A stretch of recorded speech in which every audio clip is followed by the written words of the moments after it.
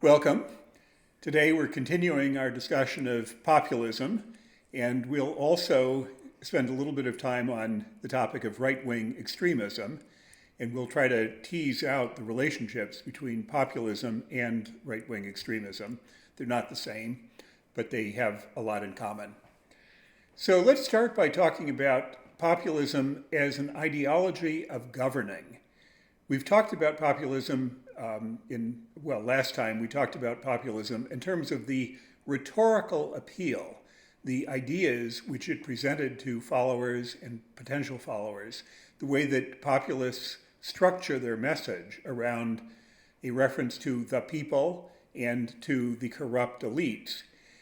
And so that's about how to influence people's emotions and their thinking, how to align with their interests and their dissatisfactions.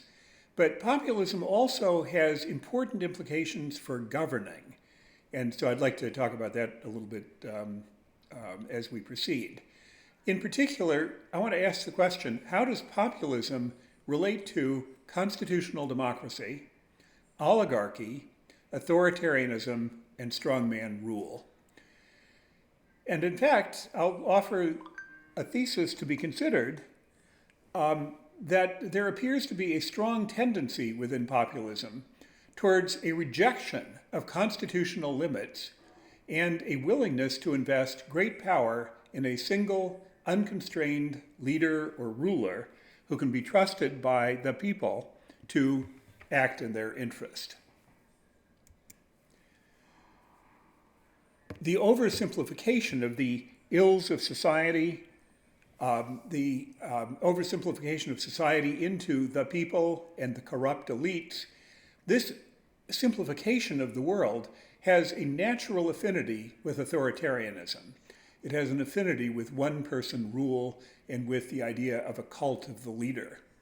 A charismatic leader, and that is a leader who has the ability to stir the emotions and the support of large numbers of followers, a charismatic leader makes the case that he or she alone understands the needs and wants of the people. He or she alone will stand against the elites. He or she alone will speak truth to power. And by using the rhetoric of corrupt elites and by describing politicians as corrupt elites, the leader of the Populist Party discredits elected politicians. More fundamentally, he discredits the institutions of electoral and representative democracy directly. The idea which is conveyed by the leader is, could be put this way: the elected politicians won't help you. They are in the pockets of the powerful. Give me the power. I will make sure that your interests are furthered. Populist leaders in general, and strongmen in particular, this is a quote from Moody and Kaltwasser. Populist leaders in general and strongmen in particular also use simple and even vulgar language, a so-called Stammtisch discourse. They present themselves as one of the boys, a man's man, talking sports and women rather than politics and policies. They relate to the, quote, common man by playing on sexist stereotypes and by using coarse language. And we see this around the world, lots of leaders in multiple countries, including our own. They strive towards creating a direct connection with the faithful, with their followers, through rallies, with direct communication with followers, possibly through Twitter accounts with millions of followers, and a relationship to the public, or the public which follows their message and their lead, which is unmediated by the traditions and customs of elected office. Charismatic leaders are concerned about a specific bond between leaders and followers, which is defined as much by the perceptions of the followers as by the individual characteristics of the leaders. That was a quote from Moody and Kaltwasser. Here's another quote. Populism exploits the tensions that are inherent to liberal democracy, which tries to find a harmonious equilibrium between majority rule and minority rights. This equilibrium is almost impossible to achieve in the real world as the two overlap on important issues. Think of anti-discrimination laws or what we call affirmative action laws. notice how this directly confronts the point of view taken by Mill in On Liberty. Mill talks about the tyranny of the majority, and populists are really entirely interested in exercising the tyranny of the majority. So who supports populist activists and populist parties, and why? Well, there are multiple theories of the resentments and the sources of motivation for followers of populist politicians, but here are several of them. First, there is the idea of racial and ethnic resentment that may be latent in a society, which populists can enhance and kind of bring to the surface by playing the race card either in a very direct way, an explicit way, or in a dog whistle way, in a kind of barely perceptible way. So race and ethnic resentment is one part of populist activism. Economic dissatisfaction and perceptions by some portions of the public of being unfairly excluded, unfairly treated, is a second kind of dimension of dissatisfaction which seems to lead to populist support. A third dimension is nationalist identity, the slogan in France, France for the French. The idea that we have a single national identity, we're proud of that identity, and immigrants, outsiders, people of different race or different religion should not be in this country. That would be a nationalist appeal. A related appeal is cultural primevalism, the idea that our culture is a single unified thing, and we want to keep our culture pure. And therefore, we distinguish ourselves from these other people, whether it's other racial or ethnic groups or immigrant groups or people from other countries. And then special issues motivate support for populist activists. Issues like abortion, gun ownership, affirmative action, taxes, all of those have played a major role in the rise of populist organizations, populist leaders in the past 30, 40 years in the United States.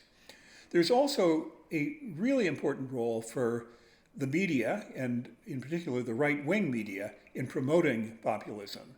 The voice, the amplification of the voice, which occurs through Fox News, for extremist views, for populist views, which maybe have little appeal in a course in political philosophy, but have a lot of appeal when presented by a very charismatic and persuasive figure on Fox News.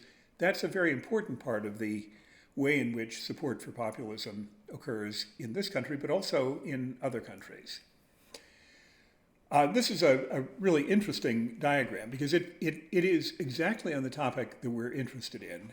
It is the topic of the relationship between liberal democracy or constitutional democracy and authoritarianism, and the question of whether populism leads to a degradation or an erosion of democratic institutions. And what is interesting about this graph is that we could look at it in either direction, from left to right or from right to left. From left to right, it is the transition from authoritarianism, let's say the former Soviet Union, to what our authors refer to as competitive authoritarianism, in which there is some role for popular voice, some role for elections and voting and polls and so forth. And then the transition to democracy with electoral democracy, the institutions of electoral democracy beginning to emerge, and then finally liberal democracy or constitutional democracy. But if we read the graph in the opposite direction, it's a very grim graph because it suggests the possibility of erosion of the institutions and the values of liberal democracy. And what are those institutions of democracy that populists might be interested in attacking? Well, equal voting rights is right at the top of the list. Remember what we saw just a few minutes ago about ethnic and racial and national origin differences. If a party is organizing itself around race or ethnicity, it may also have a very strong interest in working to disenfranchise members of the other group. And it may be as simple as the fact that most people of racial group X live in cities and racial group Y live in rural locations, and then finding ways of making it more difficult to vote in cities. That would be a way of eroding equal voting rights. A second major institution in a democracy, just really a completely vital institution in a constitutional democracy, is the free press. And populist politicians often go to war against the free press, sometimes a verbal war, but sometimes, like in the Philippines, a shooting war, a war in which violence is used against journalists. A third institution of a democracy, crucial to preservation of a democracy, is an independent judiciary. And in multiple countries, not just in the United States, efforts have been made by populist politicians, right-wing politicians, to influence or constrain or reduce the independence of the judiciary. Another factor which constrains the ability of right-wing politicians and populist politicians to do exactly what they want are the ethical principles that govern institutional practice within a democracy, including the idea that legislation should be neutral across citizens. If this is an effective kind of moral and political value, then there are certain kinds of influence wielding which cannot be tolerated in a democracy, and populist politicians are often interested in undermining those ethical principles. More profoundly, because it comes closer to the heart of the US Constitution and other documents that we've read, the Universal Declaration of Human Rights, for example, but eroding constitutional protections of rights of thought, expression, assembly, and protest. Populist politicians in many countries have shown an interest in finding ways of interfering with and reducing the exercise of freedom of thought, freedom of expression, freedom of assembly, freedom of protest, sometimes through intimidation, sometimes through the use of force. And again, we've seen some examples of that in the past 6 months in this country. And then finally, we could extend this list for a long time, but another example would be that liberal democracy, constitutional democracy, is really premised on the idea that politicians accept the legitimacy of electoral institutions, and that means accepting the outcome of elections. And if a politician does not accept the outcome of elections, he or she is demonstrating a lack of commitment to the most basic principles of democracy and of liberal democracy. So the question of the erosion of democracy is a really important one. Quoting from Moody, the stage of democratic erosion, the period of transition in that diagram that we were talking about, or looked at just a few minutes ago, the stage of democratic erosion includes incremental changes to undermine the autonomy of those institutions that specialize in the protection of fundamental rights, such as diminishing judiciary independence, jettisoning the rule of law, and weakening minority rights. And those are the topics we just listed. I came up with my list completely independently of this quotation. Illiberal democracy, democracy which is not committed to those institutional arrangements, illiberal democracy is a democracy in which elections are held, but power is concentrated and exercised by the populist leader, and limiting institutions, legislation, the Congress, the judiciary, the press, and non-governmental organizations and protest organizations, these limiting organizations are systematically undermined or repressed or even banned. Now let's kind of make transition to right-wing extremism. What is the relationship between populism and right-wing extremism? There is an overlap between populism and right-wing extremism, but they are not the same. We noticed last time, for example, that populists can be found on the left as well as on the right. There are socialist populists, there are libertarian populists, and there are right-wing populists. And so populism is not inherently right-wing, though many of the examples that are currently active in the world today are right-wing populists. Right-wing extremism involves the social emotions of racism, anti-Semitism, xenophobia, and these are very potent grounds for populist mobilization. George Wallace, for example, his famous quotation from 1963, I think, segregation now, segregation forever. That is to mobilize his followers around racial separation. Economic issues also may serve this function for a populist leader. And Huey Long, the Louisiana governor, had the slogan, "A chicken in every pot." His idea was that he could mobilize lots of support by advocating, quote, for the common man. So I'd like to take a look at the content and political characteristics of extreme right groups and parties. So what is right-wing extremism? This is an important strand of populist politics. It involves, and it's an especially important strand right now in many countries in Europe, including France, Germany, the Netherlands, Sweden,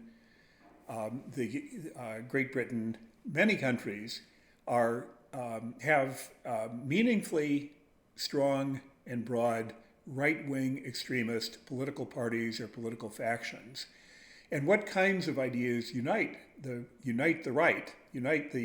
right-wing extremist political organizations?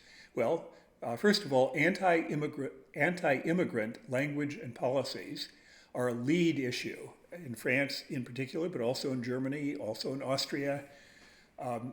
Many countries, anti-immigrant rhetoric is a leading rhetorical cause for populist mobilization. Secondly, white supremacy. And we certainly see the example of racist and potentially violent white supremacist organizations proliferating in the United States. The Southern Poverty Law Center does a tracking and kind of content analysis of various organizations, and the rise of white supremacy organizations is quite alarming. Thirdly, right-wing extremist organizations make use of racist language, anti-Semitic language, and anti-Muslim language.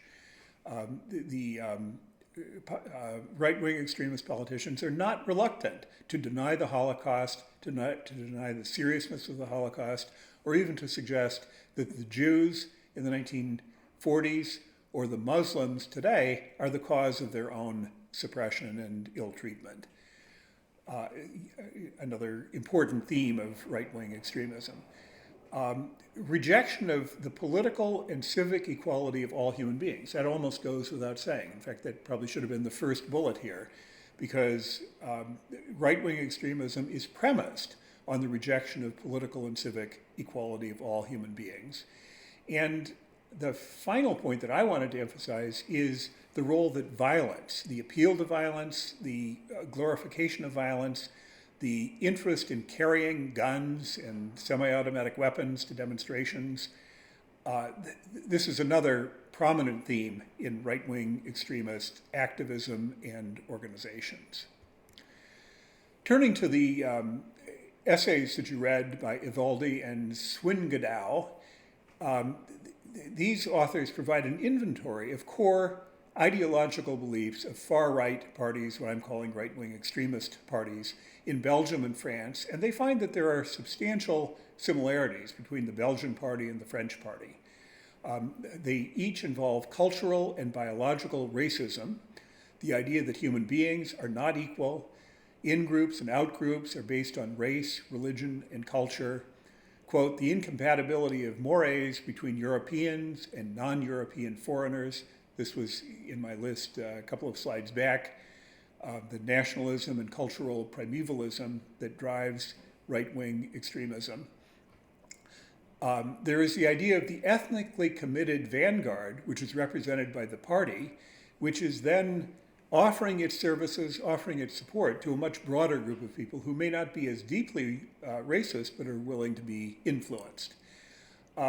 Another belief which is in common across the far-right parties in Belgium and in France is a belief in the natural inequality of human beings within groups, so that, quote, egalitarianism is intrinsically wrong.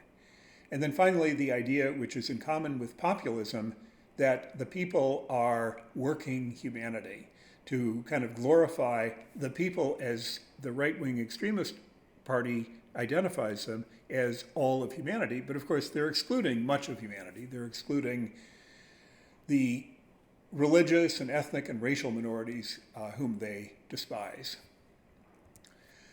There's another idea which is raised in this article, which I find very interesting and probably worth your trying to figure out. But there is a kind of positive ideology or positive vision of the future, which is associated with the right-wing extremist parties, both in Belgium and in France. Quoting from the authors, "The utopian picture offered by the FN and the VB is predominantly one of an organic community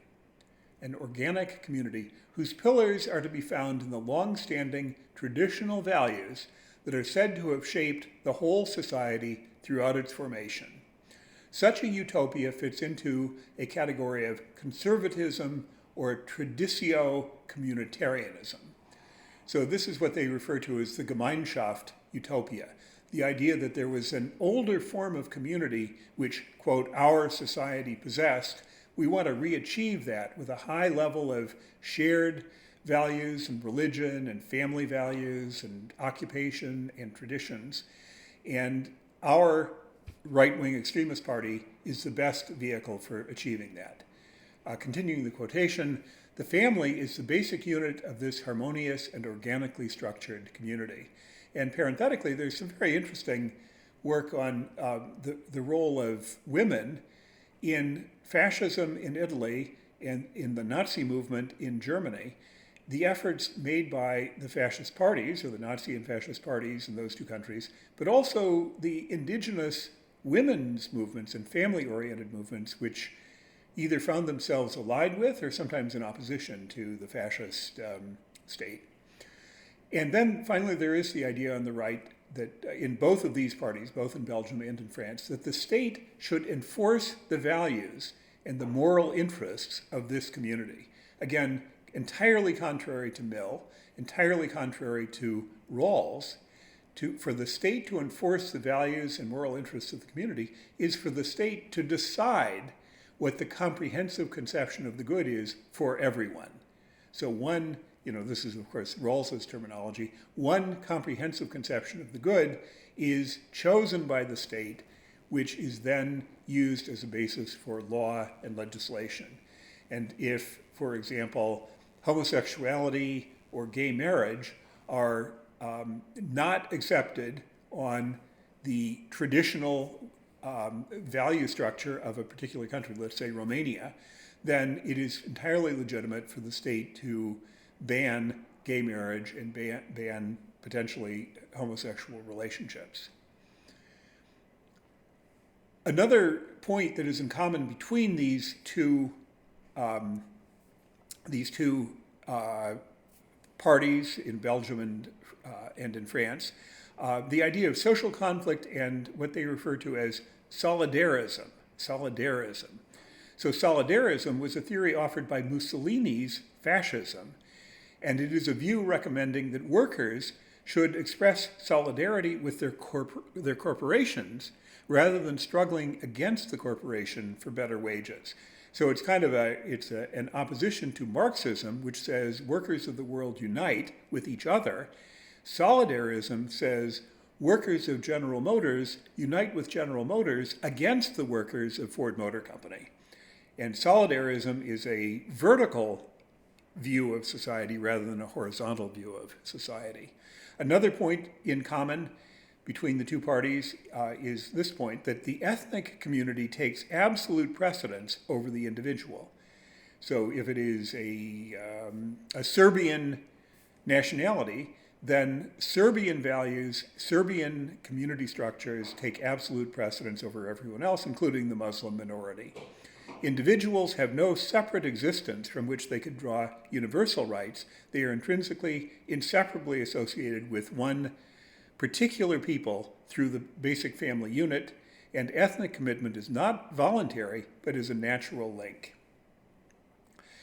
And then finally, there is what is clearly a populist appeal in both of these parties, Belgium and France, the anti-party rhetoric, the idea that the established parties are elitist and are in it for their own advantage. I mentioned earlier that far-right or extreme-right organizations are prone to idealizing, romanticizing, and sometimes using violence. And it's perfectly clear what the role that violence has played in racism and white supremacy in this country. I'm quoting here from an article on the web about, it's called 3 Trends in Far-Right Violence in the United States by a center tracking terrorism at the US Military Academy. And there are 3 points that I wanted to emphasize here. First of all, the use of racist violence by organizations like the Ku Klux Klan, neo-Nazi organizations, skinhead organizations. Quoting from this report, the racist groups are interested in preserving or restoring what they perceive as the appropriate and natural racial and cultural hierarchy by enforcing social and political control over non-whites, such as African Americans, Jews, and various immigrant communities. So racism is one source of violence. A second source of violence is anti-federalist violence. Quoting from the report, ideologically, anti-federalists are interested in undermining the influence, legitimacy, and practical sovereignty of the federal government and its proxy organizations, such as the US military or the Federal Bureau of Investigations.